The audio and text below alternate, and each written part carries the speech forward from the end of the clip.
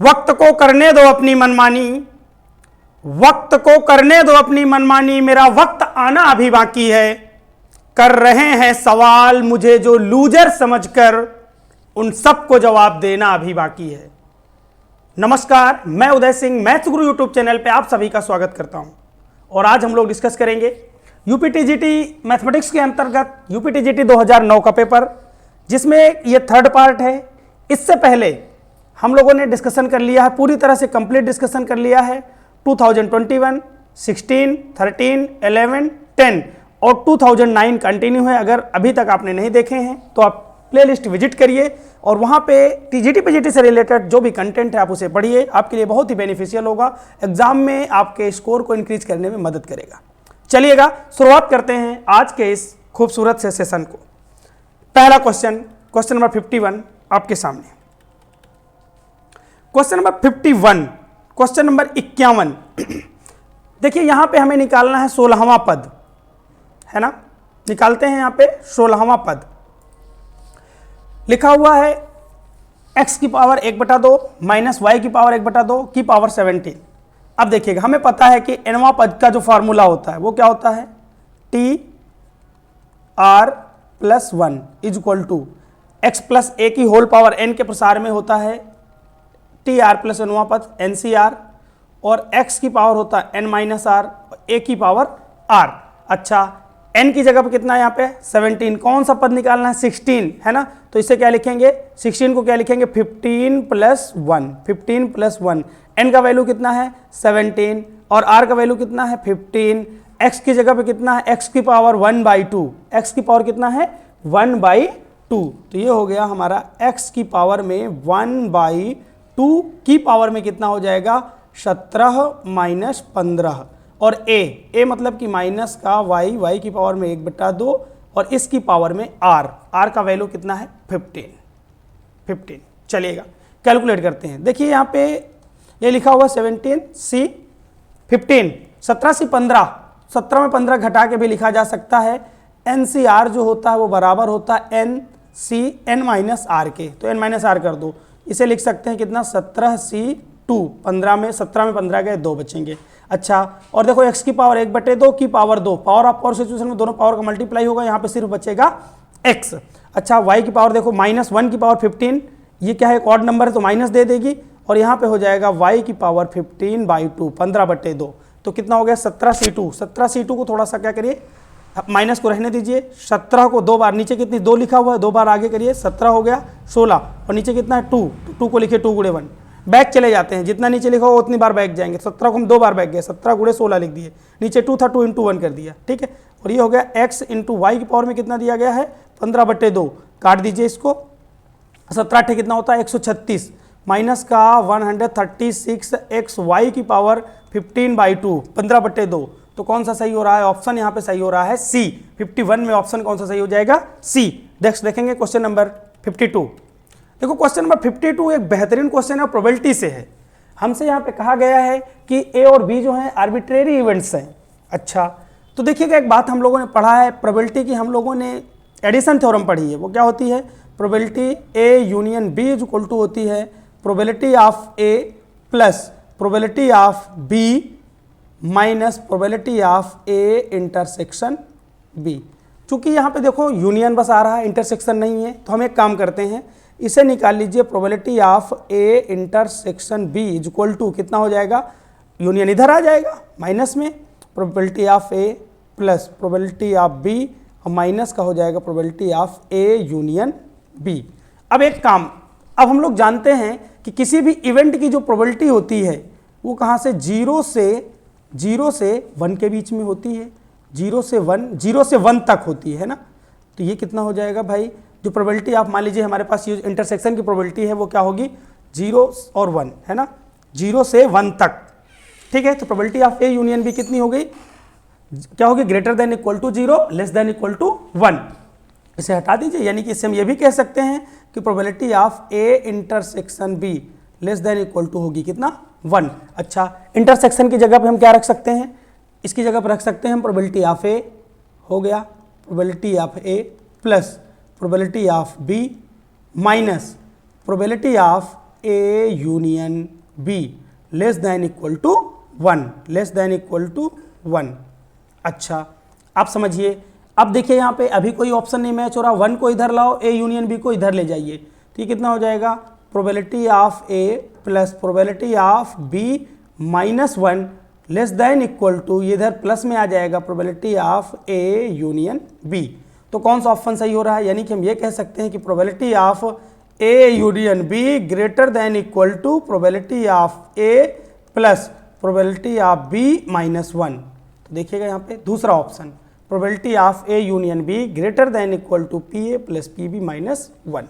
तो कौन सा ऑप्शन सही हो जाएगा, यहाँ पे ऑप्शन 2 सही हो जाएगा, 52 में ऑप्शन सही हो जाएगा 2। चलेगा, नेक्स्ट देखेंगे क्वेश्चन नंबर 53। देखिए क्वेश्चन नंबर 53 जो है, क्वेश्चन नंबर 53 एक बेहतरीन और आसान सा क्वेश्चन है, समझिएगा। कुछ भी नहीं है इसमें, एकदम हलवा। देखिएगा, probability of A not probability of B not हमसे पूछा है, तो देखिएगा यहाँ पे probability of A not is equal to कितना हो जाएगा भाई, ये हो जाएगा 1 मिनट, इसी में करिए, सीधा करते हैं, वहीं पे करते हैं। Probability of A not plus probability of B not. A not का मतलब क्या है, अगर किसी घटना के घटने की प्रायिकता, और ए नॉट का मतलब ना घटने की प्रायिकता, ना घटने की प्रायिकता 1 से सब्ट्रैक्ट करके निकाली जाती है। यानी कि अगर हम इसे लिखना चाहें तो इसे हम ये लिख सकते हैं कि ए नॉट की जगह पे हम लिख सकते हैं probability of 1 minus probability of A. अच्छा, बीच में प्लस है, प्लस लगा दो, फिर ये कितना हो जाएगा 1 माइनस प्रोबेबिलिटी ऑफ बी, तो ये 1 1 कितने हो जाएंगे 2, minus probability of A 0.65 minus 1 1 2 जोड़ दिया हमने। प्रोबेबिलिटी ऑफ बी कितनी दी गई है, ये दी गई है 0.15। इन दोनों को ऐड करिए, 2 से सब्ट्रैक्ट करिए, 2 माइनस हो जाएगा 0.80, है ना। ऐड करेंगे कितना 0.65 ऐड करेंगे तो कितना आ जाएगा 80, सब्ट्रैक्ट कर देंगे तो कितना आ जाएगा 1.20, या इसे ही हम कह सकते हैं 1.2। कौन सा ऑप्शन सही हो जाएगा भाई, 53 में ऑप्शन सही हो जाएगा ए, पहला ऑप्शन यहाँ पे करेक्ट हो जाएगा। चलिएगा नेक्स्ट देखेंगे क्वेश्चन नंबर 54। क्वेश्चन नंबर 54 में कह रहा है कि if A is a skew symmetric matrix of odd order then the determinant of A. हमें निकालना है इसकी डिटर्मिनेंट ऑफ ए, और हमें पता है कि स्क्यू सिमेट्री की प्रॉपर्टी क्या होती है, विषम सममित आव्यूह की प्रॉपर्टी क्या होती है कि ये जो इसका परिवर्त आव्यूह होगा, ट्रांसपोज मैट्रिक्स जो होगा वो बराबर होगा माइनस के ए के, है ना। किसी भी मैट्रिक्स का जो ट्रांसपोज मैट्रिक्स होगा, परिवर्त आव्यूह होगा, वो क्या होगा माइनस ए के इक्वल टू होगा। ये क्या कहती है, स्क्यू सिमेट्रिक की डेफिनेशन कहती है। तो हमें क्या करना है, बोथ साइड क्या करना है, डिटर्मिनेंट ले लेना है। दोनों ओर आप डिटर्मिनेंट ले लीजिए, हमने दोनों ओर क्या लिया, डिटर्मिनेंट ले लिया, is equal to determinant minus का ए। अच्छा, अब देखिए ट्रांसपोज मैट्रिक्स का जो डिटर्मिनेंट है, अगर वो ट्रांसपोज, यानी ट्रांसपोज कैसे निकाला जाता है भाई, पंक्तियों को क्या बना दिया जाता है, स्तंभ बना दिया जाता है, स्तंभ को यानी कि रो को कॉलम बना दो, कॉलम को रो बना दो, यही होता है ट्रांसपोज। ठीक है, तो ट्रांसपोज पे कभी भी डिटर्मिनेंट नहीं बदलता, यानी कि जो ये होगा डिटर्मिनेंट ऑफ ए, यानी कि जो सारणिक का डिटर्मिनेंट होगा वही उसके ट्रांसपोज का डिटर्मिनेंट होगा, इज इक्वल टू। अब देखो यहाँ पे माइनस है, तो ये माइनस को निकाल दीजिए। अब वो क्या है, ऑड ऑर्डर का है, तो ये माइनस का 1 मान लो निकाला हमने, उसकी पावर में क्या आ जाएगा, कोई ऑड नंबर आएगी। ऑड ऑर्डर है तो क्या होगा, कोई ऑड नंबर आएगी, है ना। ऑड ऑर्डर दिया है, कौन सा ऑर्डर है, ऑड नंबर आएगी। और इधर क्या रहेगा, ये रहेगा डिटर्मिनेंट ऑफ ए। ठीक है भाई, अब ये हो जाएगा डिटर्मिनेंट ऑफ ए। अब देखो ऑड ऑर्डर है और माइनस ऑर्डर कितना है, सॉरी नंबर क्या होगी, -1 की पावर कोई ऑड नंबर होगी तो वैल्यू क्या आएगी, -1। तो ये हो गया हमारा डिटर्मिनेंट ए। इधर उठा लो दोनों को, तो 2 हो जाएगा determinant A is equal to 0, और यहाँ से determinant A is equal to कितना आ जाएगा 0। तो हमसे डिटर्मिनेंट ए ही पूछा है तो क्या हो जाएगा 0 हो जाएगा। कौन सा ऑप्शन सही हो जाएगा इसमें, डी ऑप्शन करेक्ट हो जाएगा। चलेगा 55 देखेंगे, क्वेश्चन नंबर 55। देखिए 55 एक बेहतरीन क्वेश्चन।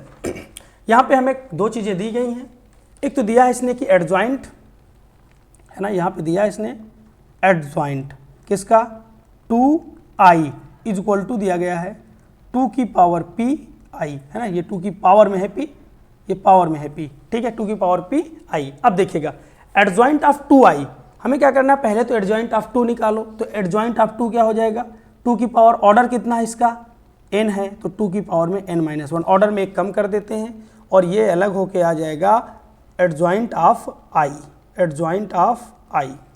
इज इक्वल टू, ये तो वही रहेगा 2 की पावर p i। अच्छा, जब भी हम i यानी कि हमारे पास जो यूनिट मैट्रिक्स है, इकाई जो अवयव है, उसका जो एडजॉइंट निकालेंगे, एडजॉइंट उसका कितना आएगा, हमेशा वही i आएगा। तो 2 की पावर में हो गया n-1 इंटू एक्स का i ही रहेगा इज इक्वल टू 2 की power p into I. i से i दोनों तरफ से कैंसिल हो गया। 2 की पावर कितना आ गया, n-1 इज इक्वल टू 2 की पावर p। अब दोनों बेस बराबर है तो दोनों पावर क्या होंगी, इक्वल हो जाएंगी। यानी कि पावर कितनी दी गई है, एक पावर दी गई है n-1 और एक पावर इधर कितनी दी गई है p, है ना। जब भी बेस इक्वल होते हैं, इक्वल बेस है इक्वल पावर्स, एक्सपोनेंट उनके इक्वल होते हैं ना। अगर आधार बराबर होती है, दोनों घातें बराबर होती हैं, तो p इक्वल टू कितना आ जाएगा, n-1। और हमसे पूछा है कि p इज इक्वल टू कितना हो जाएगा, n-1। कौन सा ऑप्शन सही हो जाएगा भाई, पहला ऑप्शन 55 में करेक्ट हो जाएगा। नेक्स्ट देखेंगे 56। देखिए 56 में एकदम सिंपल सा क्वेश्चन कह रहा है कि if e greater than equal to 1 then the equation दी गई है। इक्वेशन हमें दी गई है यहाँ पे। अब देखिएगा, जो भी हमारे पास कोनिक का इक्वेशन दिया गया है वो क्या दिया गया है, L by R is equal to 1 plus E cos theta. अब देखिए ये क्या कह रहा है कि जो E है वो ग्रेटर देन 1 है, एक से बड़ा है। तो सिंपल सी बात याद रखिएगा, जब भी E इज इक्वल टू क्या होगा, 0, तो जो कोनिक होगा हमारा वो क्या कहलाएगा, वो सर्कल कहलाएगा। E इज इक्वल टू अगर हमारे पास 1 है तो पैराबोला होगा, यानी कि परवलय होगा। और E क्या होगा, अगर ग्रेटर देन 1 है ना, ग्रेटर देन 1 की कंडीशन में हाइपरबोला होगा। ग्रेटर देन 1 की कंडीशन में क्या होगा, हाइपरबोला होगा। और E अगर हमारा लेस देन 1 है तो इस कंडीशन में वो हमारे पास इलिप्स होगा। ठीक है, क्या होगा, इलिप्स होगा। तो जब भी होगा तो इसे हमें इसी फॉर्म में कन्वर्ट कर लेना है, L बराबर R is equal to 1 plus E cos theta. और cos थीटा के साथ जो कोफिशिएंट होगा, जो गुणांक होगा, वही E होगा। और उसे देख के बताया जा सकता है कि क्या होगा, इज इक्वल टू 0 पे हमारे पास वृत्त होगा, इज इक्वल टू 1 पे पैराबोला होगा यानी परवलय होगा, ग्रेटर देन 1 पे हाइपरबोला यानी कि अति परवलय होगा, लेस देन 1 पे इलिप्स यानी कि दीर्घवृत्त होगा। चलेगा, तो यहाँ पे कौन सा ऑप्शन सही हो जाएगा, बी वाला ऑप्शन करेक्ट हो जाएगा, अति परवलय होगा। नेक्स्ट देखेंगे 57 में हमसे कह रहा है कि differential coefficient of the cosec cot inverse x. हमें निकालना है इसका differential coefficient d x of किसका, ये है कॉसेक, कॉसेक के बाद ये है कॉट इनवर्स एक्स। चलिएगा, हमें क्या कहिए इसका भाई, डिफरेंशियल कोफिशिएंट चाहिए। अब देखिए हम इसका डिफरेंशियल कोफिशिएंट निकालेंगे कब, जब ये कॉट इनवर्स एक्स जो है वो कॉसेक में बदल जाए। तो इसके बदलने के लिए हम काम करेंगे, कितना कॉट इनवर्स एक्स है ना, इसे आप थीटा ले लीजिए। अच्छा, कॉट बराबर क्या होता है भाई, कॉट इनवर्स एक्स, एक्स को x/1 लिखिए, कॉट लंब बटे आधार tan का होता है, आधार बटे लंब, तो ये आधार हो जाएगा और ये लंब हो जाएगा, यानी कि ये बेस हो जाएगा, ये परपेंडिकुलर हो जाएगा। सामने परपेंडिकुलर होता है, ये 1 हो जाएगा और ये हमारा x हो जाएगा। इसमें लगाएंगे पाइथागोरस का थ्योरम, तो ये आ जाएगा x² + 1। अब हमें निकालना है कॉसेक, है ना, क्या निकालना है, कॉसेक इनवर्स एक्स। तो देखो कॉसेक इनवर्स एक्स क्या हो जाएगा भाई, लंब बटे कर्ण होता है साइन का, तो कर्ण बटे लंब, कर्ण कितना दिया गया है, वो दिया गया है √x² + 1 डिवाइडेड बाई लंब कितना है 1। ठीक है, तो ये आ जाएगा। यानी कि हम कॉट इनवर्स एक्स की जगह पे क्या रख सकते हैं, कॉसेक इनवर्स √x² + 1/1, है ना। तो रख दीजिए भाई, ये हो जाएगा dx। देखिए हमने यहाँ से चेंज किया इसको, कॉट इनवर्स एक्स को हमने कॉसेक में चेंज किया है, वही सेम रूल लगा के, कोई दिक्कत नहीं, आपके सामने ही करके दिखाया। तो देखिएगा भाई, ये कितना हो जाएगा, ये हो जाएगा कॉसेक और ये कॉसेक इनवर्स कितना बन जाएगा, ये हो गया √x² - 1/1 है, कोई दिक्कत नहीं, ये दोनों कैंसिल आउट हो जाएंगे, है ना। ट्रिग्नोमेट्रिक फंक्शन और उसका इनवर्स एक साथ आते हैं, दोनों नेग्लेक्ट हो गए। तो बच्चा कितना हमारे पास, ddx ऑफ रूट का x² + 1 है, -1 नहीं, कितना भाई, ये हो गया x² + 1।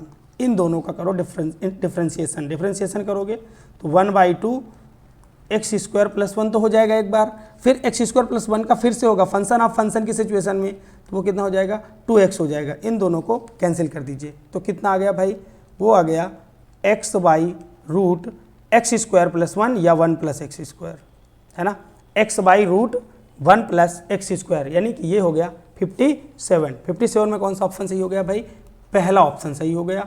57 में x by root 1 plus x square यानी कि ए ऑप्शन सही हो जाएगा, करेक्ट होगा। नेक्स्ट देखेंगे, ठीक है, इसमें कोई डाउट नहीं था। हमने क्या किया, कॉट इनवर्स एक्स को सबसे पहले क्या किया, कॉसेक इनवर्स बना लिया, क्योंकि ये हट जाए दोनों, फिर हट जाएगा, एक्स एक्स बचेगा, आराम से निपटा लेंगे, कोई दिक्कत नहीं होगा।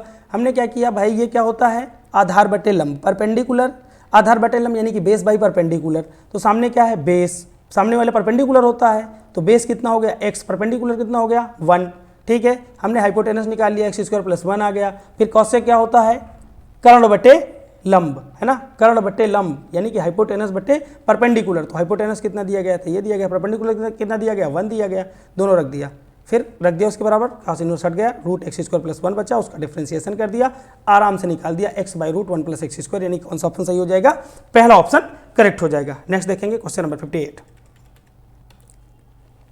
देखो क्वेश्चन नंबर 58 में हमें क्या करना है, इसके बाद के जितने भी टर्म्स दिए गए हैं एक पद छोड़ के इसको हम y मान लेंगे, क्योंकि इनफाइनाइट टर्म है तो हमें कोई फर्क नहीं पड़ने वाला सेहत में, इसको आप y मान लीजिए, है ना। हमने इसको क्या किया, y मान लिया, तो बन क्या जाएगा, तो ये बन जाएगा y is equal to sine x की पावर y।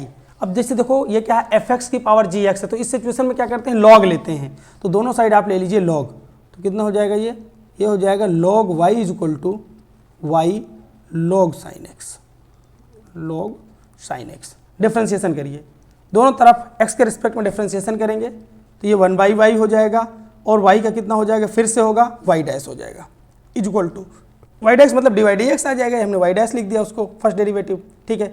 ये y रहने दीजिए, फर्स्ट सेकंड का करिए, सेकंड करेंगे तो भाई पहले तो sin x आ जाएगा, फिर ऊपर cos x आ जाएगा, sin x का कितना हो जाएगा, डिफ्रेंशिएशन cos x, है ना, कितना हो जाएगा ये cos x, अच्छा, प्लस फिर ये log sin x को चुपचाप रहने दीजिए, ठीक है, और ये कितना हो जाएगा, y डैश हो जाएगा, कितना हो जाएगा, y डैश।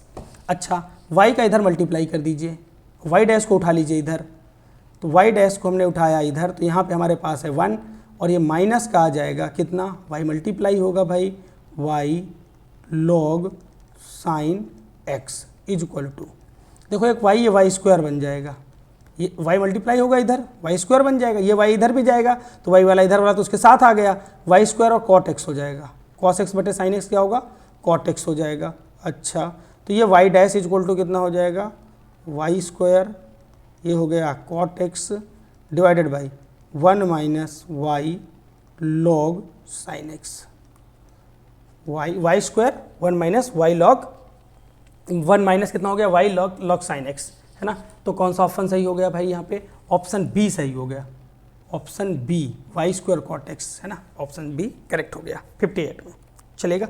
नेक्स्ट देखेंगे 59।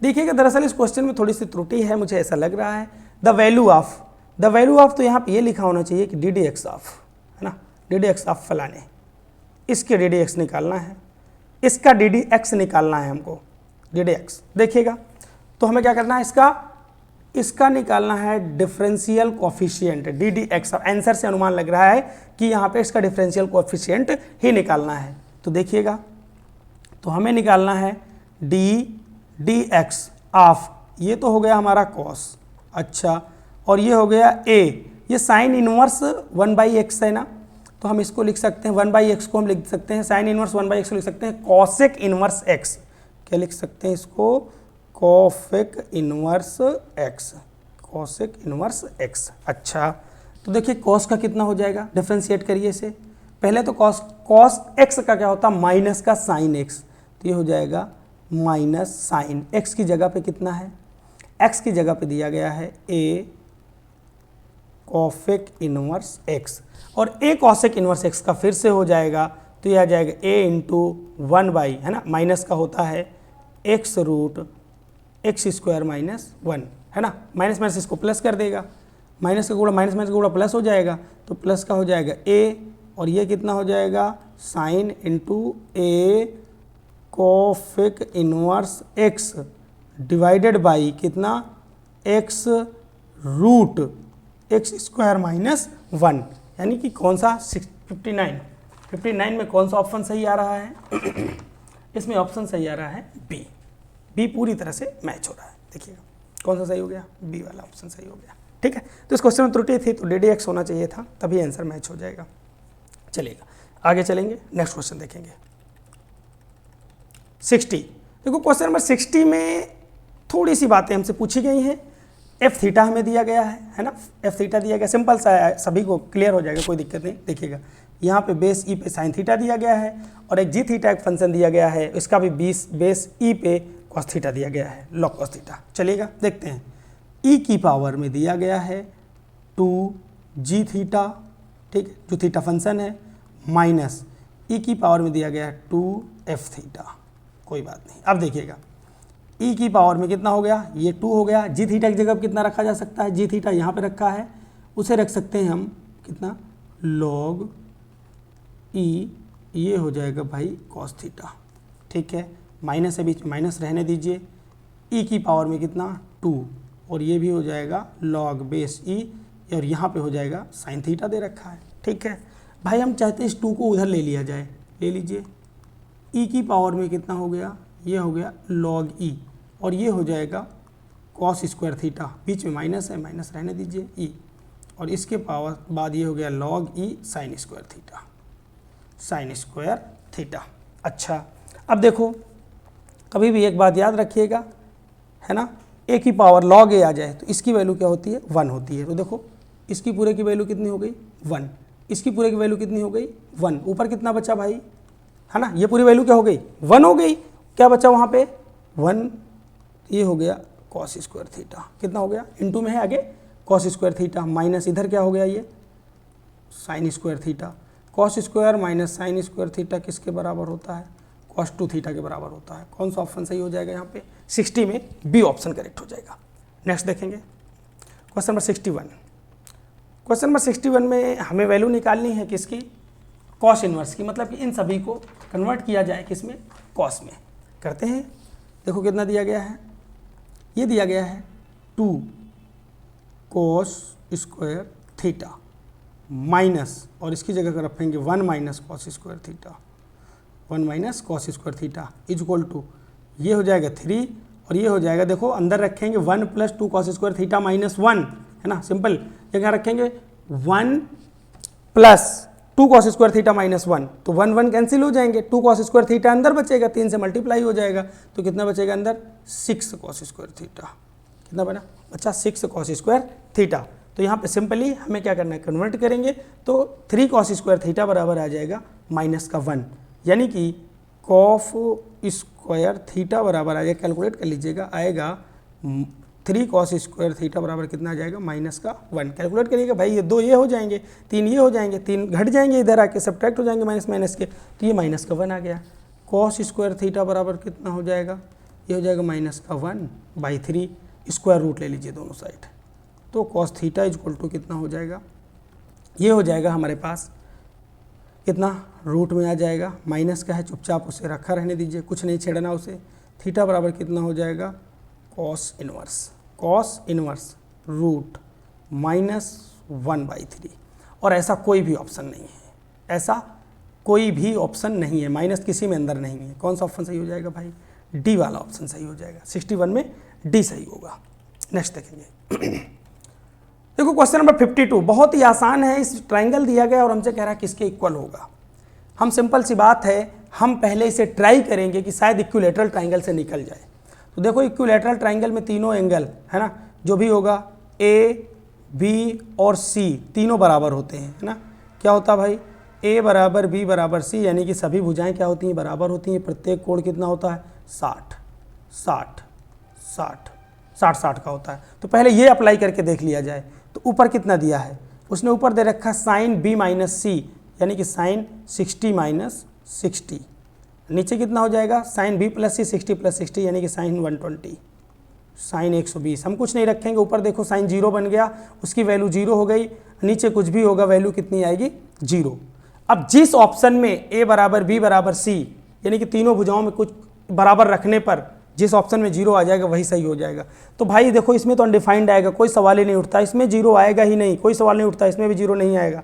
यहाँ पे सिंपली पहले वाले में ही 0 आ जाएगा। देखिए यहाँ पे बी स्क्वायर माइनस का सी स्क्वायर बटे ए स्क्वायर। अब बी की जगह पे हम क्या रख दें, सी रख दें, रख दो भाई, तो कितना हो जाएगा C square minus C square is equal to A square, कितना हो जाएगा 0 बटे ए स्क्वायर, यानी कितना हो गया 0। कौन सा ऑप्शन सही हो जाएगा, पहला ऑप्शन करेक्ट हो जाएगा। तो इक्विलैटरल ट्रायंगल से ही अलग हो गया, तो हमें इसे हल करने की जरूरत ही नहीं पड़ी। ठीक है, क्या किया हमने, समबाहु त्रिभुज की तीनों भुजाएं बराबर ले ली, और तो तीनों कोण 60-60-60 के होते हैं, तो अप्लाई किया ऊपर रख के, तो उसका मान 0 आया। तो जिसमें तीनों भुजाएं बराबर रखने पर, ए बराबर बी बराबर सी रखने पर जो ऑप्शन में 0 आएगा वही करेक्ट होगा। तो पहला ऑप्शन आया और वही करेक्ट हो गया। चलेगा 63 देखिएगा, क्वेश्चन नंबर 63 एक शानदार क्वेश्चन है, बहुत ही बढ़िया क्वेश्चन है ना। देखिएगा क्वेश्चन नंबर 63 देखते हैं। देखो 63 में कह रहा है कि ये tan इनवर्स लिखा हुआ है, और आपको पता है, बात समझिएगा, tan इनवर्स x है ना, क्या होता है, अगर हम इसको कॉट में चेंज करना चाहते हैं तो कॉट इनवर्स 1/x होता है। और अगर हमारे पास दिया हो कॉट इनवर्स x, उसको tan में चेंज किया जाए तो tan इनवर्स 1/x होता है। तो हम चाह रहे हैं कि इसको आप tan में चेंज कर लीजिए, चाहे tan में से चेंज करेंगे तो कितना आ जाएगा भाई, cot inverse root cos x लिखा है, तो ये हो जाएगा tan इनवर्स 1/रूट कितना cos alpha minus tan inverse root cos alpha, कोई दिक्कत नहीं, इज इक्वल टू में कितना है x। अब tan inverse x minus tan inverse y क्या होता है, tan inverse x minus y बटे 1 + xy ये होता है। हम एक काम करेंगे, tan इनवर्स को हम उधर भेज दीजिएंगे तो tan x बन जाएगा, और इधर अप्लाई करते हैं कितना, ये हो जाएगा x माइनस वाई, तो x की जगह पे कितना है, ये दिया cos अल्फा माइनस, और ये कितना हो जाएगा y cos alpha divided by 1 plus 1/रूट cos alpha into root cos alpha, दोनों कैंसिल होंगे ये, और ये किसके बराबर हो जाएगा, tan x बन जाएगा। अच्छा, दोनों में एलसीएम लीजिए, नीचे कितना 2 बन जाएगा, 1 + 1 2 बन जाएगा, और एलसीएम लेंगे तो ऊपर कितना बन जाएगा, 1 माइनस का cos अल्फा बटे 2 root cos alpha is equal to कितना, tan x। अब ये tan x आ गया, और क्या होता है ये भाई, लंब बटे आधार, यानी कि परपेंडिकुलर बाई बेस है ना, बनाओ ट्राइंगल परपेंडिकुलर बाई बेस। हमें क्योंकि साइन चाहिए है ना, इससे आसान मेथड नहीं होगा, ट्राइंगल को अपनाना पड़ेगा, यहाँ पे बहुत आसान होगा। तो देखिएगा भाई यहाँ पे, तो ये एंगल उठा लिया हमने, परपेंडिकुलर कितना दिया, दे दिया 1 माइनस cos अल्फा, और ये कितना हो जाएगा 2 cos अल्फा, कितना हो गया भाई ये 2 cos अल्फा। ठीक है, अब हमें क्या करना है, इसे सोल्व करके दोनों को क्या करना है, वर्ग करके जोड़ना है। वर्ग करके जोड़ोगे ये हो जाएगा 1 माइनस cos अल्फा का होल स्क्वायर प्लस ये हो जाएगा 4 cos अल्फा। तो कितना बन जाएगा भाई, 1 माइनस cos अल्फा है, स्क्वायर करोगे कितना हो जाएगा, 1 का square plus cos square alpha ये बनेगा जाके हमारे पास 1 माइनस cos अल्फा है, तो ये बनेगा। अब हमें क्या करना है, पहले तो निकालना है, ये रूट में आ गया, ठीक है, इसका होल स्क्वायर करोगे तो ये आ जाएगा 1 माइनस कितना हो जाएगा, 1 माइनस cos अल्फा, इसे हम निकालेंगे तो देखो 1 माइनस cos अल्फा का whole square plus 4 cos alpha, तो ये कैलकुलेट करेंगे, जब 1 माइनस वाला ओपन करेंगे तो प्लस वाले ज़्यादा हो जाएंगे, तो 1 + cos अल्फा का होल स्क्वायर ये आ जाएगा है ना, 1 + cos अल्फा का होल स्क्वायर आएगा, वर्गमूल ले लोगे तो ये cos अल्फा आ जाएगा, 1 + cos अल्फा आ जाएगा। ठीक है, कोई दिक्कत नहीं, इन दोनों को वर्ग करके आप निकालिए, इसका हाइपोटेनस निकल जाएगा। हाइपोटेनस निकल जाएगा तो हमें क्या निकालना, साइन एक्स, वो क्या होता है, लंब बटे कर्ण, hypotenuse sorry perpendicular by hypotenuse. Perpendicular कितना दिया गया है, ये अगर थीटा है तो सामने वाला होगा 1 minus cos alpha, 1 minus cos alpha divided by ये कितना हो जाएगा 1 प्लस cos अल्फा। अच्छा, कैंसिल करिए, क्या करिए, 1 cos स्क्वायर अल्फा को हाफ एंगल में चेंज करिए, cos अल्फा को cos अल्फा में हाफ एंगल में चेंज करेंगे तो कितना आ जाएगा 1 माइनस 1 प्लस कितना बन गया ये 2 साइन स्क्वायर अल्फा बाई 2, नीचे 1 plus 2 cos square alpha by 2 minus 1 से 1 काट दो, इस 1 से 1 काट दो, 2 से 2 कट जाएगा, tan स्क्वायर अल्फा बाई 2 कितना आ जाएगा भाई, ये आ जाएगा tan square alpha by 2, tan square alpha by 2 sine x किसके बराबर है, tan स्क्वायर अल्फा बाई 2। कौन सा ऑप्शन सही हो जाएगा, यहाँ पे पहला ऑप्शन सही हो जाएगा है ना, 63 में पहला ऑप्शन करेक्ट हो जाएगा। नेक्स्ट देखेंगे 64, क्वेश्चन नंबर 64। तो फार्मूला दिया है, हमें सिंपल सी बात पता है कि 1 माइनस tan स्क्वायर थीटा बटे 1 प्लस tan स्क्वायर थीटा किसका फार्मूला होता है, cos 2 थीटा। अब अगर थीटा बराबर 15 अंश इन्होंने लिया है, कितना लिया है 15 अंश, तो कितना हो जाएगा भाई ये कॉस 2 गुणे 15 है ना, कितना हो जाएगा कॉस 30, और कॉस 30 का मान कितना होता है √3/2, √3/2। कौन सा ऑप्शन सही हो जाएगा यहाँ पे, सी ऑप्शन सही हो जाएगा, 64 में सी करेक्ट होगा। 65 देखिएगा, अब देखिएगा 65 दिया गया है 65 में हमसे कह रहा है कि if Z1 Z2 are 2 complex number such that, इस टाइप से दिया गया है। समझिएगा कहानी को, देखो Z1 मॉडुलस Z1 और इसको इधर ले लीजिए minus modulus Z2 is equal to कितना हो जाएगा मॉडुलस Z1 माइनस Z2।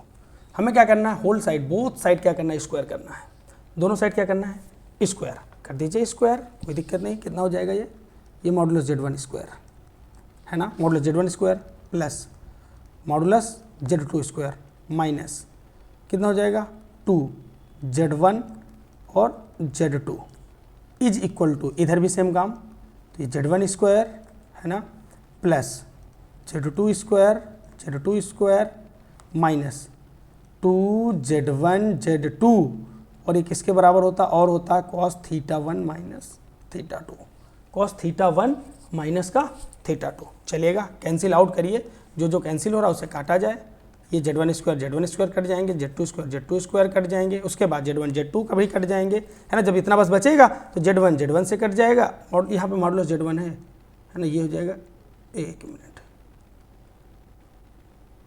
है ना। तो यहाँ पे चलो Z1 Z2 हो गया। अब हमें क्या करना है, ये यहाँ पे फॉर्मूला बन गया, यहाँ पे मॉडुलस यहाँ भी होगा, मॉडुलस यहाँ भी होगा, मॉडुलस Z1 एक मिनट, ये हो गया मॉडुलस Z1 Z2 है यहाँ पे Z1 Z2 इससे कैंसिल हो जाएंगे। अब हमारे पास बचा क्या, हमारे पास बचा माइनस का 2 इधर माइनस का 2 इधर, तो क्या होगा माइनस में हटा दीजिए, पूरा हटा ही दीजिए, कितना हो जाएगा भाई ये। अब हमारे पास बन गया इधर क्या बचा cos θ1 माइनस का θ2 इज इक्वल टू 1 बचा, कैंसिल हो जाएगा पूरा, 2 से 2 कट जाएगा, 1 इधर बचेगा, 1 इधर cos θ1 माइनस cos θ2 इधर बचेगा।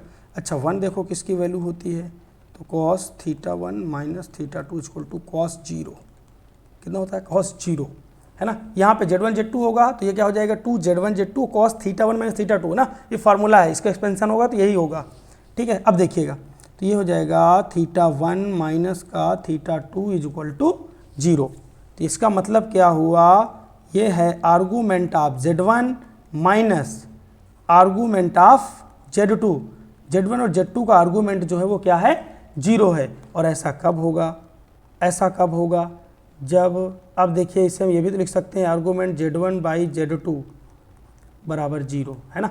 आर्गूमेंट Z1 माइनस Z2 को हम क्या लिख सकते हैं, आर्गूमेंट Z1 बाई Z2, ये 0 हो गया। और ऐसा कब होगा भाई Z1 बाई Z2 का आर्गूमेंट 0 कब होगा, जब इसका इमेजिनरी पार्ट है ना क्या हो भाई, इमेजिनरी पार्ट क्या हो, Z1 बाई Z2 का जो इमेजिनरी पार्ट हो वो क्या हो 0 हो है ना। ऐसा कब होगा, चूंकि ये कह सकते हैं कि आर्गूमेंट ऑफ Z 0 होगा कब, ये तब 0 होगा जब Z क्या हो प्योरली रियल हो। भाई प्योरली रियल होगी तो क्या होगा, प्योरली रियल होगी तो जो इसका इमेजिनरी पार्ट होगा Z1 Z2 का वो क्या होगा 0 हो। Z इज प्योरली रियल, मतलब कि अगर ये प्योरली क्या होगी रियल होगी तो इमेजिनरी पार्ट 0 होगा, और इमेजिनरी पार्ट 0 होगा तो यही तो होता है tan inverse y by x. भाई इमेजिनरी पार्ट 0 हो गया तभी तो आर्गूमेंट इसका 0 होगा। तो ये कब होगा, जब इसका आर्गूमेंट Z इक्वल टू 0 है, मतलब Z क्या है प्योरली रियल है, तो इसका जो इमेजिनरी पार्ट होगा वो क्या होगा 0 होगा। तो कौन सा ऑप्शन सही हो जाएगा यहाँ पे, पहला वाला ऑप्शन सही हो जाएगा, imaginary part of Z1 Z2 equal to 0 होना चाहिए। क्यों होना चाहिए, क्योंकि आर्गूमेंट ऑफ Z, यहाँ पे देखो argument of Z equal to 0 आ रहा है, इसका मतलब क्या है Z क्या प्योरली रियल है, प्योरली रियल है तो इसका इमेजिनरी पार्ट क्या हो जाएगा 0 हो जाएगा। ठीक है, नेक्स्ट देखेंगे भाई आर्गूमेंट दोनों की Z1 Z2 का जो आर्गूमेंट आया, argument of Z1 by Z2 equal to 0 आ गया। इसका मतलब क्या है, ये इंडिकेट कर रहा है कि किसी भी अगर क्या कहते हैं कॉम्प्लेक्स नंबर का अगर आर्गूमेंट 0, उसका मतलब क्या है वो एक प्योरली रियल है। अब प्योरली रियल होने का मतलब क्या हुआ कि इमेजिनरी पार्ट इक्वल टू 0, तो हमारे पास कॉम्प्लेक्स नंबर क्या है Z1 बटा Z2, तो ये क्या हो जाएगी इमेजिनरी पार्ट इसका 0 हो जाएगा, पहला ऑप्शन करेक्ट हो जाएगा। नेक्स्ट देखेंगे 66 में हमसे कह रहा है कि 3 फोर्सेस है PQRS acting along the side BCCA and AB of a triangle. एक ट्राइंगल है हमारे पास, ये ट्राइंगल हो गया अच्छा, इसकी side A B, B C और सी ए, ये हमारी ए बी हो गई, ए बी और ये सी। अच्छा, इसमें लगे हुए हैं, कौन है ये, एक आर लगा हुआ है, आर के बाद पी लगा हुआ है, पी कहाँ लगा हुआ है, बी सी पे। अच्छा, क्यू यहाँ लगा हुआ है, ठीक है। और यहाँ पे कह रहा है कि if then resultant is passing through the incentre, एक इन सेंटर, तो पहले इनर ट्राइंगल बनाइए, अंतःवृत्त बनाइए, बना दिया हमने। तो ये है इसका इंटर्स, इसका है इन सेंटर, है ना, अंतः केंद्र। तो ये आर डिस्टेंस ले लीजिए, इसे भी आर डिस्टेंस ले लीजिए और इसे भी आर डिस्टेंस ले लीजिए। अब आपको पता होना चाहिए कि किसी बिंदु, ये मान लीजिए इन सेंटर है, तो किसी बिंदु के परितः लगे बलों के बल आघूर्णों का बीजगणितीय योग शून्य होता है। किसी भी बिंदु के परितः लगे बलों के बल आघूर्णों का जो अलजेब्रिक सम होता है वो कितना होता है, 0 होता है। अब बल आघूर्ण बराबर क्या होता है, बल आघूर्ण टाउ बराबर क्या होता है, बल गुणे परपेंडिकुलर डिस्टेंस, है ना, क्या होता है भाई, परपेंडिकुलर डिस्टेंस। टाउ बराबर क्या होता है, एफ इंटू परपेंडिकुलर डिस्टेंस। तो देखिएगा ये भी परपेंडिकुलर डिस्टेंस होगी, ये भी परपेंडिकुलर डिस्टेंस होगी और ये भी परपेंडिकुलर डिस्टेंस होगी, ठीक है। हमें क्या करना है भाई, इनका योग क्या होना चाहिए, 0 होना चाहिए। चलिएगा इस वाली साइड के लिए आओ, आर गुणे परपेंडिकुलर डिस्टेंस कितनी है, आर, उसकी स्मॉल आर है, प्लस बीसी साइड के लॉन्ग आइए, बल कितना है पी और परपेंडिकुलर डिस्टेंस कितनी है आर, और इसके एसी साइड के लॉन्ग आइए, बल कितना है क्यू, परपेंडिकुलर डिस्टेंस कितनी है, ये भी आर होगी, ये भी आर होगी, सभी के यहाँ रेडियस है। तो ये क्या होगा, इनका बीजगणितीय योग जो होगा वो क्या होता है, 0 होता है। आर कॉमन ले लीजिए, तो देखो बचेगा R plus P plus Q, या इसे ही लिख दीजिए P plus Q plus R is equal to 0। Small R को उठा के उधर 0 कर दीजिए, तो ये आ जाएगा P plus Q plus R is equal to 0 बटा आर, या कह सकते हैं कि P plus Q plus R is equal to कितना हो गया, 0 हो गया। तो 66 में कौन सा ऑप्शन सही हो जाएगा, 66 का ऑप्शन सही हो जाएगा पहला, है ना। नेक्स्ट देखा जाए, नेक्स्ट देखिए क्वेश्चन नंबर 67। अच्छा, 67 कह रहा है कि एक मोटर कार जिसका वजन 10 कुंटल है, मोटर कार का वजन कितना है भाई, 10 कुंटल है। तो 10 कुंटल का सबसे पहले क्या करो, कन्वर्ट कर लो इसको, है ना। मास को 10 कुंटल को कम करो, 10 कुंटल में 100 से किलो गुणा करोगे तो कितने किलो बन जाएंगे, 1000 किलो बन जाएंगे, है ना। 10 कुंटल में 100 से करोगे गुणा तो कितना बन गया, ये हमारे पास मामला बन गया 1000 किलो का, ठीक है। किलोग्राम में हमने उसको ले लिया। अब हमसे क्या कह रहा है, 12 मीटर प्रति सेकंड की गति से चल रही है, उसको ब्रेक के प्रयोग से 18 मीटर पर रोक दिया गया है। यानी कि जो कवर्ड डिस्टेंस है इस दौरान, है ना, स्मॉल एस कितनी है, 18 मीटर, 18 मीटर, और वॉल्यूम कितना है भाई, इसका रोक दिया गया है तो अंतिम वेग तो हो जाएगा 0, और प्रारंभिक वेग जो हो जाएगा कितने में चल रही थी ये, 12 मीटर पर सेकेंड से। तो गति का यहाँ पे तीसरा रूल लगाया जाए, v square is equal to u square plus 2as, है ना। अब बताओ 2as है प्लस का, अब जब ब्रेक लगा तो मंदन की स्थिति उत्पन्न हुई, तो त्वरण क्या हो गया, निगेटिव। तो फार्मूला क्या बन गया, v square is equal to u square minus 2as। भाई ब्रेक लगी तो क्या हुआ, त्वरण घटा, निगेटिव हो गया, मंदन हो गया, है ना। मंदन, मंदन क्या होता है, निगेटिव होता है। तो हमने क्या किया, एक ही जगह पर माइनस से रख दिया, तो फार्मूला कन्वर्ट होकर आ गया v square is equal to u square minus 2as, है ना। v 0 हो गया, v 0 हो गया, जब v 0 हो गया तो यू स्क्वायर बराबर कितना हो गया, 2as, ये कितना हो गया 144, ये हो गया 2a हमें नहीं पता, नहीं पता। s कितना भाई 18, 18 8 144, a बराबर कितना आ जाएगा, कैलकुलेट करेंगे 4 आ जाएगा।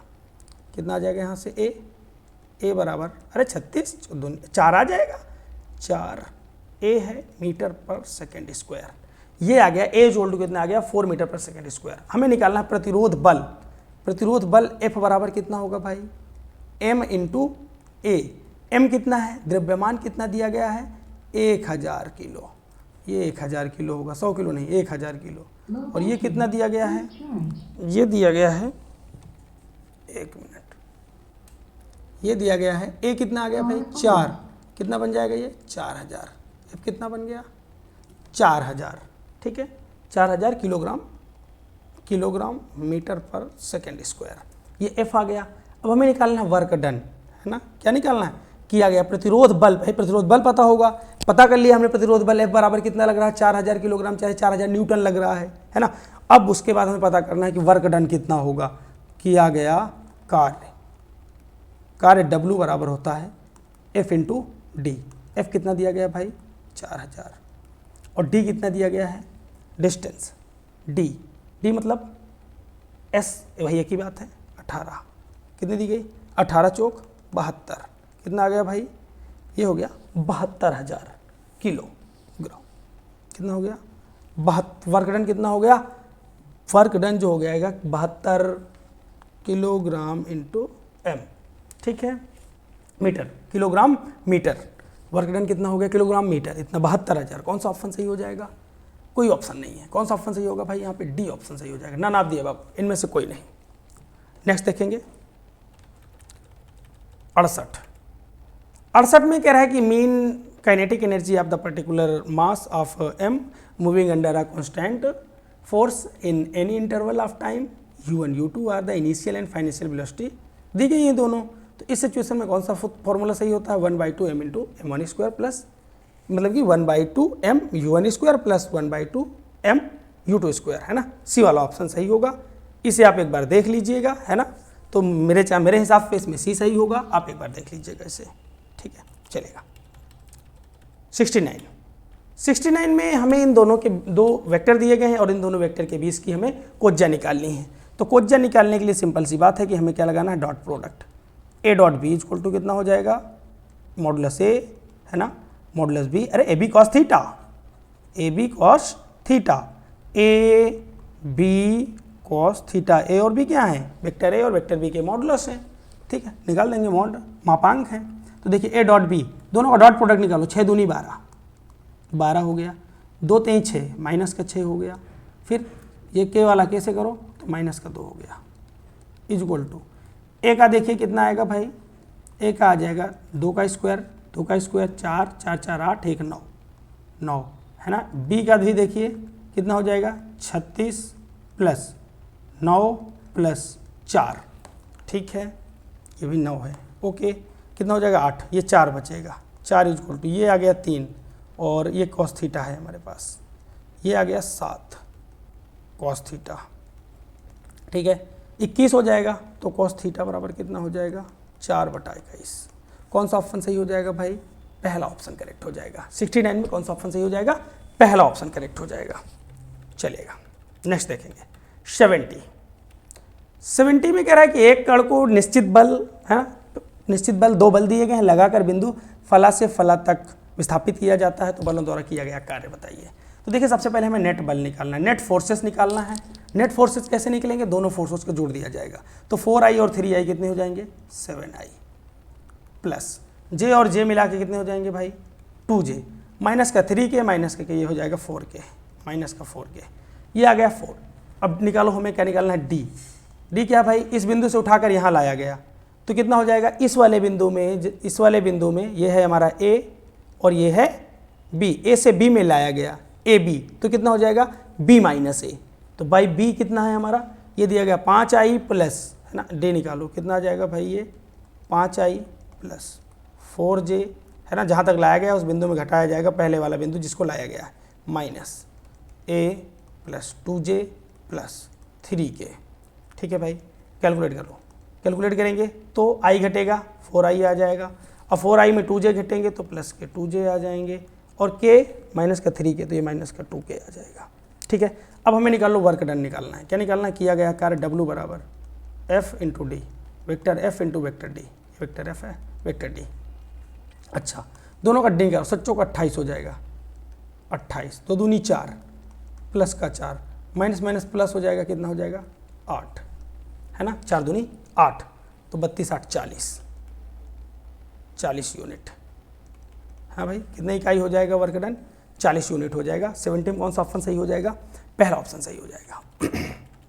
नेक्स्ट देखेंगे कह रहा है लीडर के अक्षरों को कितने प्रकार से व्यवस्थित किया जा सकता है। कितने अक्षर हैं यहाँ पे 1 2 3 4 5 6 तो 6 फैक्टोरियल प्रकार से इसे रखा जा सकता है। इसके बाद कितनी बार रिपीट हुआ है भाई कौन कौन सा रिपीट हुआ है ई रिपीट हुआ है 2 बार 2 फैक्टोरियल से भाग दे दीजिए है ना 6 फैक्टोरियल को लिखो 6 गुणे 5 गुणे 4 गुणे 3 बटा 2 फैक्टोरियल दोनों कट जाएंगे 6 पंचे 30 बटे 36 360 कितने प्रकार से अरेंज किया जा सकता है 360। तो 71 में कौन सा ऑप्शन सही हो जाएगा भाई 71 में 71 में सी ऑप्शन करेक्ट हो जाएगा। नेक्स्ट देखेंगे 72, क्वेश्चन नंबर 72 में कह रहा है कि ताश के 52 पत्तों में से 2 पत्ते अदृच्छा निकाले जाते हैं, उनमें से एक हुकुम और एक इक्का होने की प्रायिकता क्या होगी। तो देखिएगा, अनुकूल परिणाम पहले ढूंढे जाएं। अनुकूल परिणाम कितना हो जाएगा, तो भाई हुकुम कितना निकलेगा, फ्री रहेगा, कोई दिक्कत नहीं, 13C1 निकालने के तरीके हो गए हुकुम को, और इक्का को निकालने के तरीके कितने हो जाएंगे, 4 इक्के होते हैं, 4C1। कुल परिणाम कितने हो जाएंगे, 52C2, ठीक है। 13C1 से कोई दिक्कत नहीं, वो तो 13 ही रहेगा, 4C1 से 4 रहेगा, नीचे आ जाओ, 52 को 2 बार पलट दो, 52 गुणे 51 डिवाइडेड बाई 2 गुणे 1, ठीक है, कोई बात नहीं, काट दीजिए इसको, काटेंगे 2 बार तो 26 आ जाएगा, ये 26 आ जाएगा। तो 13 दूनी 26 होता है, 2 से काट दीजिए, यहाँ 2 बचेगा, कितना बचा, ऊपर 2, नीचे कितना, 51। कौन सा ऑप्शन सही होगा, 2/51। कौन सा ऑप्शन सही होना चाहिए, चौथा ऑप्शन सही हो जाएगा, ठीक है। नेक्स्ट देखेंगे 73, क्वेश्चन नंबर 73। यहाँ पे हमें सबसे पहले निकालना है x माइनस वाई, तो x माइनस वाई निकालिए, x माइनस वाई, तो 2,3 है x हमारा, माइनस वाई इसमें सब्ट्रैक्ट करना है, 3 4, हटा दीजिए y के एलिमेंट x से, कितना बचेगा, सिर्फ 2। तो ये तो भाई डज नॉट इक्वल टू 0 है ना। यहाँ पे हमसे असत्य पूछा है, ये तो सत्य है, ये तो सत्य है, तो इसको तो ये तो सही हो नहीं सकता इसमें, ठीक है। इसके बाद y माइनस जेड निकालते हैं, y माइनस का जेड, y कितना दिया गया है, 3,4,5 माइनस जेड कितना है, 2,5, सब्ट्रैक्ट करिए, कितना आ जाएगा भाई, 5 हट जाएगा, 3,4, ये भी डज नॉट इक्वल टू 0 है ना, मतलब कि ये भी असत्य नहीं है। अच्छा, इसी तरह से y माइनस एक्स भी क्या आएगा, डज नॉट इक्वल टू 5 आएगा। अब निकालिएगा। अब हम बात करें इसकी चौथे वाले ऑप्शन की, चौथा वाला ऑप्शन x माइनस वाई, देखो x माइनस वाई कितना भाई, ये x माइनस वाई में क्या हटाना है, क्या हटाना है यहाँ से, जेड हटाओ। अब देखिए x माइनस वाई कितना आया था, 2 आया है, यहाँ पे 2 आया है, माइनस जेड कितना दिया गया है, 2,5, ये क्या है भाई, कुछ नहीं बचेगा, 5 बचेगा, और लेकिन ये क्या कह रहा है, डज नॉट इक्वल टू 5, तो कौन सा सत्य है, चौथा वाला सत्य है, बाकी सभी सत्य हैं, है ना, पहला भी सत्य है, दूसरा भी सत्य है, तीसरा भी सत्य है। तो हमसे पूछ रहा है कि कौन सा फॉल्स है, तो कौन सा फॉल्स है, चौथा वाला फॉल्स है। नेक्स्ट देखिएगा, क्वेश्चन नंबर 74, 74 देखिए, 74 में कह रहे let R be the real line, एक रियल लाइन है, consider the following subset S and T of the plane R2R, है ना, R2R। चलिएगा, एस है और टी दिया गया है, तो हमें क्या करना है, पहले हम एस के लिए देखते हैं है ना भाई, चलो पहले टी के लिए देख लो, टी फॉर टी, है ना, फॉर टी। तो देखिए टी क्या कह रहा है, फंक्शन दिया है उसने कि ये क्या है भाई, टी दिया गया है x, y such that x minus y is equal to an integers, है ना, ये दिया है इसने इंटीजर्स।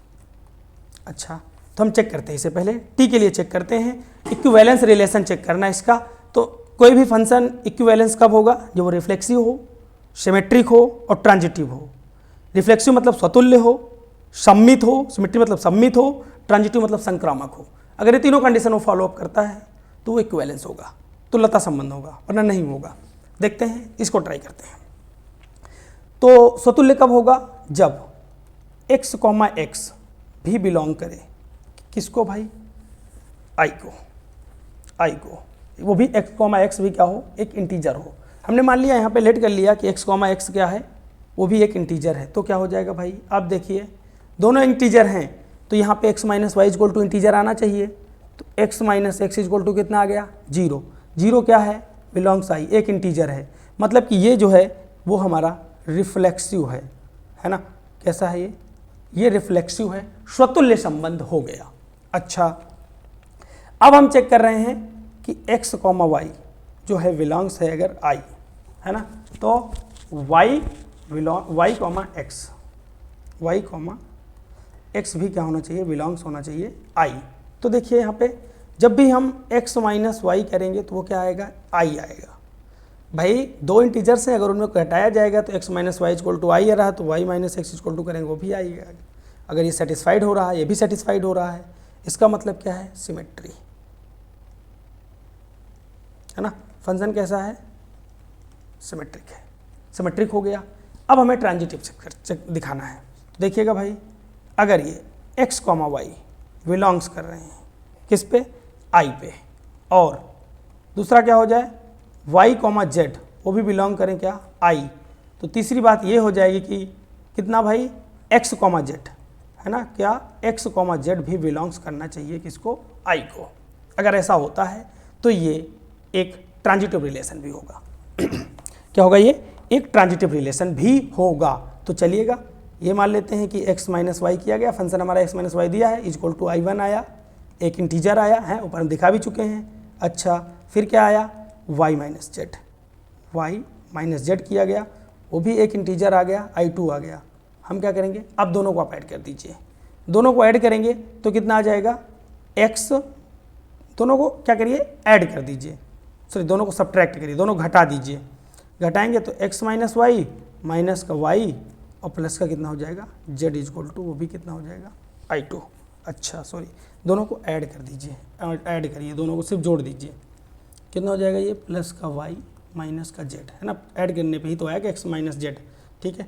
तो ये i1 और i2 भी ऐड हो जाएंगे, तो ये हमारा i1 हो गया प्लस i2 हो गया, तो ये y कट जाएंगे, इधर क्या बचेगा, x माइनस जेड।